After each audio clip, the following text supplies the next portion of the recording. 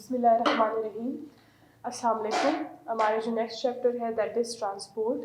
ठीक है, ट्रांसपोर्ट क्या चीज़ है? किसी भी चीज़ को हम एक जगह से दूसरी जगह ट्रांसफ़र करते हैं, दैट इज़ कॉल्ड ट्रांसपोर्ट। ठीक है, एक जगह से दूसरी जगह शिफ्ट करना, एक जगह से दूसरी जगह किसी चीज़ को लेकर जाना इज़ ट्रांसपोर्ट। ठीक है, movement of substance from one place to another place is known as basically transport. ठीक है, किसी भी चीज़ का किसी भी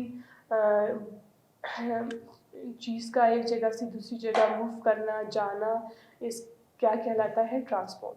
तो ट्रांसपोर्ट की is a chapter will be discussing living cells require food and oxygen. जितने भी हमारे लिविंग सेल्स हैं, लिविंग ऑर्गेनिजम्स के सेल्स हैं, उन सबको फूड चाहिए, ठीक है, और ऑक्सीजन चाहिए। फूड और ऑक्सीजन, ग्लूकोज मॉलिक्यूल्स वगैरह चाहिए, अमाइनो एसिड चाहिए ताकि वो प्रोटीन बनाए,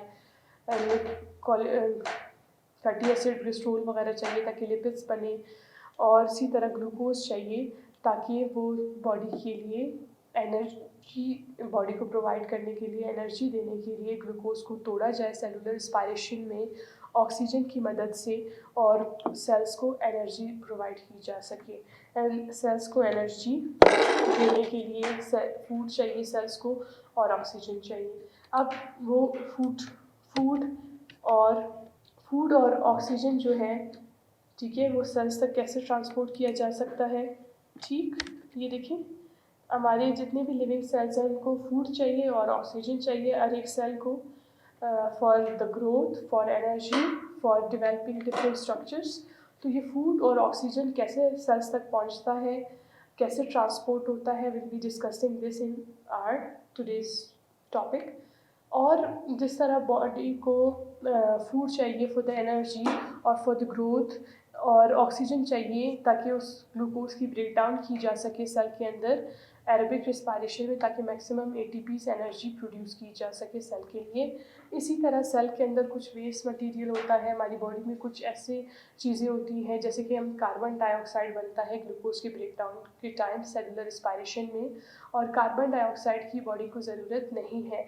तो इस कार्बन डाइऑक्साइड को वापस बॉडी से निकालने के लिए सेल में से कार्बन डाइऑक्साइड को लंग्स तक पहुंचाना बहुत ज़रूरी है, ताकि उसको एक्सेल, ब्रीथ आउट के टाइम हम लोग कार्बन डाइऑक्साइड को बाहर एटमॉस्फेयर में निकाल सकें।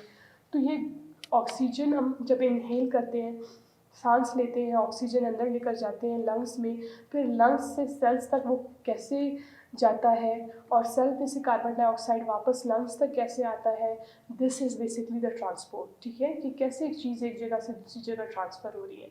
जब डाइजेस्टिव सिस्टम में हमारा फूड डाइजेस्ट हो रहा होता है, जब खाना सिंपलेस्ट न्यूट्रिएंट्स के फॉर्म में तब्दील हो जाता है, वो न्यूट्रिएंट्स कैसे बॉडी के मुख्तलिफ सेल्स तक पहुंचता है, that is basically transport. Will be studying in this chapter कि हमारे न्यूट्रिएंट्स कैसे हर एक सेल तक पहुंचते हैं, हमारा ऑक्सीजन कैसे लंग्स से सेल्स तक जाता है, कार्बन डाइऑक्साइड जो एक वेस्ट मटेरियल है वो कैसे सेल से वापस लंग्स तक आता है ताकि लंग्स के ज़रिए उसे बॉडी से बाहर निकाला जा सके, और इसी तरह दूसरे वेस्ट मटेरियल्स हैं उनको कैसे बॉडी रिमूव करती है, हर एक सेल से वेस्ट मटेरियल कैसे बाहर आता है।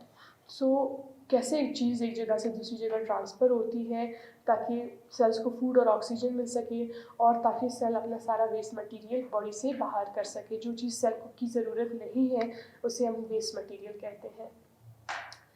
इसके लिए एक स्पेशल ट्रांसपोर्ट सिस्टम होता है, चीज़ों को एक जगह से दूसरी जगह ट्रांसफ़र करने के लिए एक प्रॉपर सिस्टम होता है, that is called a transport system. जैसे कि आप कह सकते हैं कि हम लोग एक सिटी से दूसरी सिटी कैसे ट्रैवल करते हैं, कैसे जाते हैं, हम बाय बस जाते हैं, बाय ट्रेन जाते हैं, बाय कार जाते हैं, एरोप्लेन के ज़रिए जाते हैं। So they are the different transport systems. ठीक है, ये एरोप्लेन, जो एयरलाइन सिस्टम है, जो कोचेस का सिस्टम है, जो टूरिस्ट सिस्टम्स हैं, जो ट्रेन रेलवे सिस्टम है, that all is a system. ठीक है, that all systems help us to move from one place to another place. ठीक है, एक जगह से दूसरी जगह मूव करने के लिए, जाने के लिए ये सारे सिस्टम्स हमारे लिए हेल्पफुल हैं। हम बाय शिप जा सकते हैं, पानी के रूट्स को, पानी का कोई रूट है तो शिप के ज़रिए हम एक जगह से दूसरी जगह जा सकते हैं। हवा से ऊपर से जो है ना एयरप्लेन का इस्तेमाल करते हैं। इसी तरह we make use of different vehicles to move from one place to another place, buses का, कार्स का, और जो है रेलवे का, जो ट्रेन्स हैं उनका इस्तेमाल करते रेलवे सिस्टम का इस्तेमाल किया जाता है ताकि हम एक जगह से दूसरी जगह जा सके। इसी तरह लिविंग ऑर्गेनिजम्स के अंदर एक चीज़ एक जगह से दूसरी जगह कैसे पहुंचती है और उनको पहुंचाने वाला जो भी निज़ाम है, that is called the transport system. In this chapter, we will be discussing about the different transport systems of the living organisms. यहाँ पे देखिए, to supply material, जो फूड कंटेंट है, जो न्यूट्रिएंट्स हैं और जो ऑक्सीजन है जो सेल्स को चाहिए वो पहुँचाने का काम, और जो सेल्स को नहीं चाहिए, जो सेल्स के अंदर वेस्ट मटेरियल है जो सेल की ज़रूरत नहीं है, वो उनको सेल से बाहर ले जाना और उन पार्ट्स तक पहुंचाना जहाँ से ये बॉडी इन वेस्ट मटेरियल को बाहर कर देती है बॉडी से, that is to remove the waste material. Simple diffusion and osmosis, ठीक है। जो सिंपल यूनिसेल्युलर लिविंग ऑर्गेनिज्म है जैसे कि अमीबा, बैक्टीरिया, पैरामीशियम और सिंपल मल्टीसेलुलर जिसमें कि एल्गी वगैरह, इनमें मटेरियल का सेल के अंदर आना और सेल से बाहर जाना बहुत इजी है।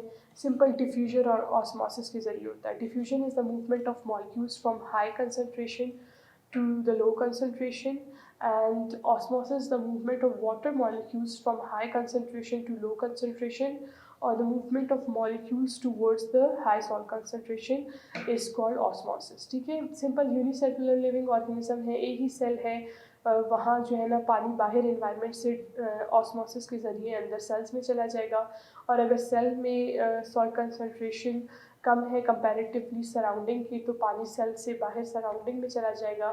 और इसी तरह मुख्तलिफ गैसेस, ऑक्सीजन वगैरह जब बाहर ज़्यादा होते हैं वो डिफ्यूज़ होकर सेल के अंदर चले जाते हैं, और अगर सेल के अंदर कार्बन डाइऑक्साइड ज़्यादा है तो डिफ्यूज़ होकर वो बाहर आ जाते हैं। But in multi cellular living organism जो एक बहुत ज़्यादा सेल से मिलके कॉम्प्लेक्स जो लिविंग ऑर्गेनिजम्स हैं वहाँ पर ट्रांसपोर्ट सिस्टम ज़्यादा मॉडिफाइड है ताकि चीज़ें एक जगह से बॉडी के एक पार्ट से दूसरे पार्ट तक पहुँच सकें।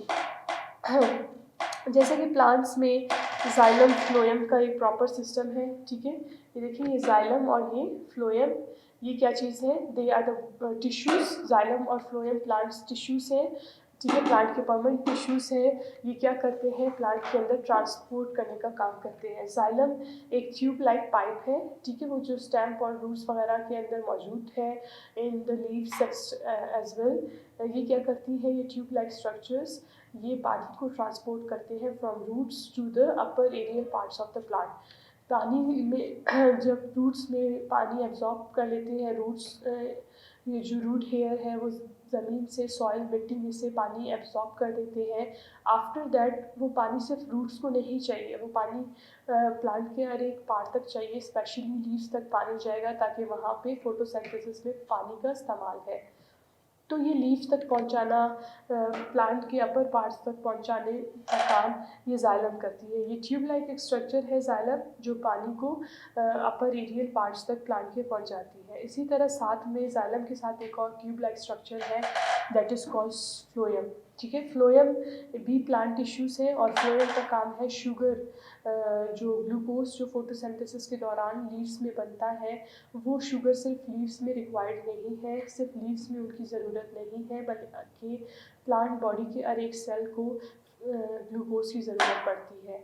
तो ये ग्लूकोज को बॉडी के हर एक पार्ट तक पहुंचाने का काम फ्लोएम करती है। And so xylem and phloem are the tubes, they transport material, water और the glucose from one part of the plant to the other part of the plant. इसी तरह एनिमल्स में भी एक बहुत ही एडवांस और एक प्रॉपर सिस्टम है for transportation, that is known as blood circulatory system. एक पूरा हमारा सिस्टम है जिसकी वजह से हमारी पूरी बॉडी में चीज़ें ट्रांसपोर्ट हो रही होती हैं। जैसे कि अब जब हम इनहेल करते हैं ऑक्सीजन को, ठीक है, अब हमारी बॉडी में लंग्स में ऑक्सीजन जाता है, फिर ऑक्सीजन यहाँ से ब्लड में डिफ्यूज़ हो जाता है, ब्लड कैपिलरीज, आर्टरीज और वेन्स के ज़रिए ये ब्लड जो है बॉडी के मुख्तलिफ पार्ट्स तक जाता है। यहाँ से जो पल्मोनरी वेन्स हैं ये ऑक्सीजनेटेड ब्लड हार्ट के पास लेकर जाएंगी और फिर हार्ट ब्लड पम्प करेगा into aorta and then into arteries, फिर कैपिलरीज के से होते हुए ये ऑक्सीजन हर एक सेल्स तक पहुंच जाएगा। सो द जो ब्लड सिस्टम है हमारा, ब्लड वेसल्स हैं और जिसमें ब्लड है, वो सारा लिविंग ऑर्गेनिजम्स में ट्रांसपोर्ट का काम करते हैं। इसी तरह हमारे डाइजेस्टिव सिस्टम में स्मॉल इंटेस्टाइन्स में जो न्यूट्रिएंट्स मौजूद हैं वो वहाँ से डिफ्यूज़ हो जाते हैं ब्लड में, और फिर ब्लड जब सर्कुलेट होता है तो पूरी बॉडी को सारे न्यूट्रिएंट्स सेल्स को मिलते हैं। तो ब्लड सर्कुलेटरी जो सिस्टम है हमारा, वो ट्रांसपोर्ट सिस्टम का काम करती है। इसी तरह प्लांट्स में जाइलम और फ्लोएम जो है ट्रांसपोर्ट का काम कर रहे हैं। Now see transport in plants. Plants में जो सबसे पहला पार्ट है दैट इज़ रूट्स, ठीक है, underground part of the plant. जो रूट्स है वो अंडरग्राउंड पार्ट है प्लांट्स के। एब्जॉर्ब वाटर एंड न्यूट्रिएंट्स, वो मुख्तलिफ़ किस्म के मिनरल्स और पानी को एब्जॉर्ब करते हैं मिट्टी से, सॉइल से।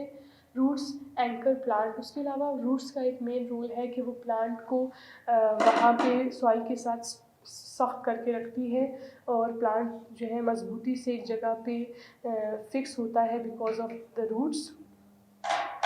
Higher plants have well developed root system. जो हायर प्लांट्स हैं, जो हमारे ट्रीज वगैरह हैं, they have very proper root system. उनकी जो जड़ें हैं, रूट्स हैं, वो पूरी ज़मीन में फैली हुई होती हैं and from long distance they can absorb water, ठीक है। उनकी रूट्स इतनी ज़्यादा दूर दूर तक फैली हुई होती है कि वो आराम से मुख्तलिफ जगहों से पानी एब्जॉर्ब कर सकते हैं, ठीक है। और जब जो सीड में से जो रूट निकलता है, the first part that is called the primary root, और फिर वो प्राइमरी रूट फर्दर ब्रांच्ड हो जाता है, उसके ब्रांचेस निकलते हैं। Those branches of the roots are called the secondary roots. और जब वो लेंथ में रूट बढ़ता है, उसकी ग्रोथ होती है, that is called the primary growth of the root. और जब रूट्स विड्थ में, चौड़ाई में बढ़ता है, that is called the secondary growth of the root. और द रूट की जो टिप है, एंड पॉइंट है, that is called the root cap. Now internal root structure, ये इसमें आप देख सकते हैं ये रूट अंदर की तरफ से कैसे दिखता है, किसमें मुख्तलिफ़ किस्म की टिश्यूज़ हैं जो रूट्स में प्रेजेंट है, and they are the xylem and phloem, ठीक है। यहाँ पे आप देख सकते हैं ये देखिए, ये प्राइमरी फ्लोएम, ये फ्लोएम है, और ये हमारे पास बीच में ये रेड में जो शो किया गया है, this is xylem, a tube-like structure that conduct water from root to the upper branches of the plant। जो पानी को एरियल रूट पार्ट से अपर पार्ट तक, ऊपर के पार्ट्स तक, लीव्स और फ्लावर्स तक पानी को पहुंचाने का काम करती है xylem. And then this yellow part, this is phloem. The phloem is a tissue, plant tissue that carries food from the leaves to the different parts of the plant। वो plants का food जो है supply करती है। Plant जो है leaves में glucose photosynthesis के दौरान बनाता है, ठीक है। During photosynthesis plant produce food that is called glucose, ठीक है। प्लांट फोटोसिंथेसिस के दौरान फूड प्रोड्यूस करता है ग्लूकोज, और वो लीव्स में बनती है, but it is not only needed in the leaves. लेकिन ग्लूकोज की जो रिक्वायरमेंट है, ज़रूरत है, वो सिर्फ लीव्स में नहीं है, बल्कि हर एक सेल, प्लांट सेल्स को ग्लूकोज चाहिए ताकि वो ग्लूकोज सेलुलर रिस्पायरेशन के दौरान ग्लूकोज की ब्रेक डाउन कर सके और ग्लूकोज से एनर्जी हासिल कर सके। तो हर एक प्लांट सेल को एनर्जी की ज़रूरत है, इट मीन्स हर एक प्लांट सेल को ग्लूकोज की ज़रूरत है। सो इस ग्लूकोज को वापस from leaf to other parts of the plant पहुंचाने का काम है फ्लोएम का। नाउ यहाँ पे आप देखें, ये हो गया हमारे पास जाइलम एंड फ्लोएम, और इसके बाद जो हमारे पास लेयर है, टिश्यू लेयर्स हैं, वो है हमारे पास पेरिसाइकल। ये जो ब्लू में जाइलम और फ्लोएम के ऊपर जो लेयर है टिश्यूज़ की, दैट इज़ पेरिसाइकल टिश्यूज़। और फिर पेरिसाइकल टिश्यूज़ के बाद हमारे पास जो लेयर है दैट इज़ ऑफ एंडोडर्म, ठीक है। ये देखिए, ये पेरिसाइकल के ऊपर जो बिल्कुल टिश्यूज़ की लेयर है दैट इज़ एंडोडर्म, और फिर एंडोडर्म के ऊपर यहाँ पे हमारे पास जो लेयर है टिश्यूज़ की दैट इज़ ऑफ कॉर्टेक्स, और कॉर्टेक्स के बाद जो हमारे पास लेयर है that is of epidermis, epidermis है, और एपिडर्मिस एक्सटेंड हो रहा है बाहर की तरफ, इस तरह थ्रेड लाइक या फिर हेयर लाइक स्ट्रक्चर्स हैं, इन्हें रूट हेयर कहा जाता है। ये मेन रूट से इस तरह थ्रेड लाइक स्ट्रक्चर्स निकल रहे हैं बाहर की तरफ, they are called root hairs, they are root hair, ठीक है। मेन रूट से छोटे छोटे बाल की तरह का जो स्ट्रक्चर है that is called root hair. बीच में जाइलम एंड फ्लोएम को कवर कर रहा है ये जो red layer, blue layer that is of pericycle. फिर पेरिसाइकल के ऊपर जो लेयर मौजूद है that is called endodermis. Endodermis के ऊपर जो एक और टिश्यू लेयर है that is of cortex, and then in the last there is a outer most layer of tissues that is called epidermis. और एपिडर्मिस के ऊपर एक हमारे पास एक्सटेंशन है, एपिडर्मिस बाहर की तरफ उभर रहा है और थ्रेड लाइक या हेयर लाइक स्ट्रक्चर्स बनाता है, they are known as root hair. ये रूट हेयर्स हमारे पास। Now root hair cells, root hair cells क्या करते हैं, ये देखें, ये जो हमारे पास एपिडर्मस सेल्स हैं ये उनके सेल मेम्ब्रेन और हमारा जो साइटोप्लाज्म है वो थोड़ा थोड़ा एक्सटेंड हो रहा है बाहर की तरफ। ये देखें, ये साइटोप्लाज्म है, ये इनका सेल मेम्ब्रेन है, and this is the outermost part of the plant cell, cell wall. ये सेल वॉल है, ये यहाँ पे न्यूक्लियस मौजूद है और यहाँ पे ये बीच में वैक्यूल मौजूद है। So absorbs water and mineral salts from the surrounding. जो रूट हेयर का काम है कि आसपास के सॉइल में से, मिट्टी से पानी और मिनरल्स को जस्ट करे, एब्जॉर्ब करे। इलोंगेटेड, इंक्रीज, ये इलोंगेटेड, ये लंबे क्यों हैं, ये जो एपिडर्मिस सेल्स के पार्ट्स, जो ऊपर वाला पार्ट है वो थोड़ा खिंच जाता है, सेल मेम्ब्रेन और साइटोप्लाज्म वाला पार्ट, और थोड़ा लंबा हो जाता है ताकि सरफेस एरिया बढ़ सके, पानी को एब्जॉर्ब और मिनरल को एब्जॉर्ब करने के लिए एरिया ज़्यादा हो। ये देखिए कितना ज़्यादा सरफेस एरिया है, यहाँ से लेकर ये सारा, ताकि यहाँ से ये पानी और मिनरल्स को एब्जॉर्ब कर सकें। ये देखिए, ये जो वैक्यूल है, ठीक है, यहाँ पे सेप्ट वैक्यूल का मतलब है यहाँ पे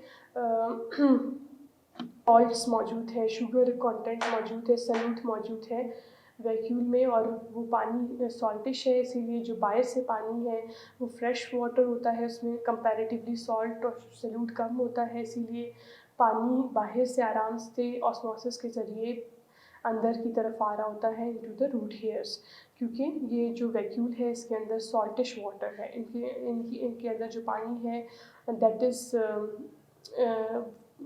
फुल ऑफ सल्यूट्स, ठीक है। तो जिस तरफ सल्यूट की कंसनट्रेशन ज़्यादा होती है पानी अक्सर उस तरफ मूव करता है, इसीलिए फ्रेश वाटर मॉलिक्यूल्स जो बाहर हैं वो मूव करेंगे into the root hairs through osmosis. और जो दूसरा लार्ज वैक्यूल होता है store as much water as possible, और इनका जो लार्ज साइज वैक्यूल है ये पानी को एब्जॉर्ब करता है और स्टोर रखता है।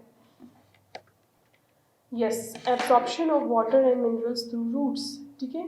रूट्स क्या करती हैं, ये जो रूट है ये पानी और मिनरल्स को एब्जॉर्ब करती है, जज्ब करती है, और ये दो तरह से पानी एब्जॉर्ब करती है। One is passive Uptake. Passive Uptake क्या है, सिंपल डिफ्यूजन एंड ऑस्मोसिस। जब अंदर सेल्स में सल्यूट की कंसनट्रेशन ज़्यादा होगी, सॉल्ट और शुगर कंटेंट ज़्यादा होगा, तो पानी खुद बहुत बाहर से अंदर की तरफ मूव करेगा, because water moves from high concentration to low concentration of water, and it moves towards the area where there is high concentration of salt. Solute की कंसनट्रेशन जिस तरफ ज़्यादा है पानी उस तरफ मूव करेगा। तो बाहर सराउंडिंग में कंपैरेटिवली अगर पानी में सल्यूट कम है, सॉल्ट वगैरह कम है, और अंदर सेल्स में सॉल्ट्स की या शुगर कंटेंट ज़्यादा है, तो पानी खुद बाहर से अंदर रूट्स के अंदर मूव करेगा, ठीक है। सो ये पैसिव ट्रांसपोर्ट हो गया जिसमें डिफ्यूजन और सिंपल ऑस्मोसिस के ज़रिए जब पानी अपने हाई कंसनट्रेशन से लो कंसनट्रेशन की तरफ जाएगा। And one is passive transport दो तरह के होंगे, एक है apoplast pathway and symplast pathway. अब दो तरह के रास्ते हैं जिससे पानी अंदर आएगा। ये देखें, this is the outer most layer of the root epidermis. फिर उस एपिडर्मिस के अंदर जो टिश्यूज़ की लेयर है दैट इज़ कॉर्टेक्स। कॉर्टेक्स के अंदर एंडोडर्म्स है, और एंडोडर्म्स के अंदर एक और टिश्यू लेयर जो हम स्टडी कर रहे थे पेरिसाइकल, और पेरिसाइकल के फिर अंदर की तरफ जाइलम ट्यूब है। तो पानी को यहाँ बाहर से, ये बाहर का एनवायरनमेंट है, अब यहाँ से पानी को सेल्स के अंदर एंटर होना है रूट सेल्स में, और ताकि पानी अंदर जाइलम तक पहुँच सके, और फिर जाइलम उसको अपर पार्ट्स तक पानी की को फ्लावर्स के या प्लांट के ऊपर के पार्ट्स तक पहुँचाने का काम करती है। तो यहाँ से पानी दो तरह से मूव करेगा, ठीक है। या फिर वो डायरेक्ट जो है सेल मेम्ब्रेन से होकर साइटोप्लाज्म में एंटर होगा, और फिर उसके बाद साइटोप्लाज्म एक सेल के बीच में जो हमारे पास प्लाज्मोडेस्माटा है इससे होते हुए आगे जाएगा, ठीक है। ये जो पोर्स हैं जो एक सेल को दूसरे सेल के साथ, एक टिश्यूज़ को दूसरे टिश्यूज़ के साथ कनेक्ट करती हैं, that is called basically plasmodesmata. पानी अंदर आया एक सेल में और फिर इस यहाँ से दूसरे सेल में और तीसरे सेल में प्लाज्मोडेस्माटा के ज़रिए मूव किया। तो ये जो पाथवे है ये कहलाती है सिम्प्लास्टिक पाथवे। जब प्लाज्मोडेस्माटा एक सेल और एक टिश्यू के बीच में और दूसरे सेल के बीच में जो एक पोर है सेल वॉल में, दैट इज़ कॉल्ड प्लाज्मोडेस्माटा। अगर इस तरह पानी आगे मूव कर रहा है so it is called symplastic pathway through cytoplasm. एक सेल के साइटोप्लाज्म से होकर फिर दूसरे सेल के साइटोप्लाज्म तक जाना। And other pathway is called apoplastic pathway. Apoplastic pathway है थ्रू सेल वॉल। ये पानी साइटोप्लाज्म के अंदर जाता ही नहीं है, ये सिर्फ सेल वॉल के अंदर एंटर होता है और फिर एक प्लांट के सेल वॉल से होते हुए दूसरे प्लांट के सेल वॉल से अंदर अंदर जो इंटरनल स्पेसेस हैं, ठीक है, सेल वॉल के अंदर से या फिर एक सेल और दूसरे सेल के बीच में जो स्पेस है उससे होते हुए पानी आगे जाएगा। पानी सेल के साइटोप्लाज्म में जा ही नहीं रहा, ठीक है। So this is called apoplastic pathway. अगर पानी इस रूट के थ्रू जा रहा है so it is apoplastic pathway.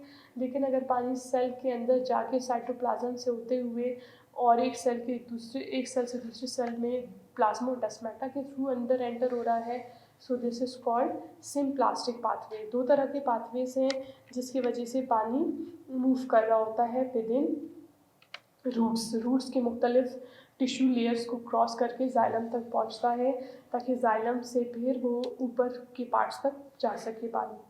फिर है एक और जो तरीका है जिसकी वजह से रूट्स जो है पानी एब्जॉर्ब कर सकते हैं, दैट इज़ एक्टिव ट्रांसपोर्ट।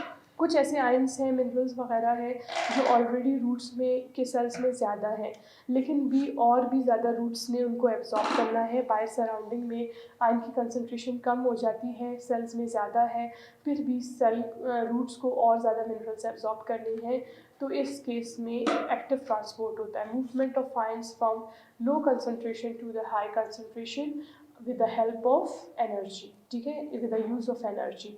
जब सेल्स एनर्जी का इस्तेमाल करके आयंस को मूव करती है from low concentration to high concentration. अब रूट सेल्स में ऑलरेडी जो है आयंस की कंसनट्रेशन ज़्यादा है, लेकिन रूट्स को और भी ज़्यादा आयंस चाहिए, तो वो एक्टिव ट्रांसपोर्ट के ज़रिए वो एनर्जी का इस्तेमाल करके बाहर से मिनरल्स और आयंस को अंदर की तरफ पंप करती है। So this is called the movement of minerals या water through active transport. So that was the end of the lecture. Thank you so much.